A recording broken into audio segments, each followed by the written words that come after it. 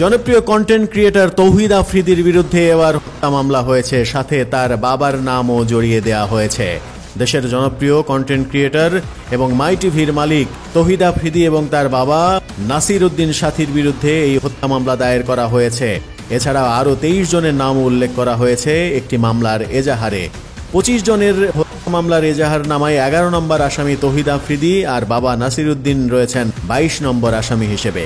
রাজধানীর যাত্রাবাড়ি থানায় মামলাটি করেছেন জয়নুল আবেদিন নামের এক ব্যক্তি। মামলার এজাহার সূত্র বলছে, হত্যার অভিযোগে দায়ের করা এই মামলার প্রধান আসামি শেখ হাসিনা। আসামির তালিকায় 2 নম্বরে রয়েছেন সাবেক সেতুমন্ত্রী ওবায়দুল কাদের এবং 3 নম্বরে আইজিপি আব্দুল্লাহ আল মামুন। রোববার রাতে মামলাটির ব্যাপারে নিশ্চিত করেছেন যাত্রাবাড়ি থানার officer in charge OC Mohammad Mainul Islam. এই প্রসঙ্গে তিনি গণমাধ্যমকে বলেছেন, মামলায় যাদের নাম রয়েছে প্রত্যেকের বিষয়ে তদন্ত করা হবে। তদন্তে উঠে আসবে কে জড়িত আর কে জড়িত নন।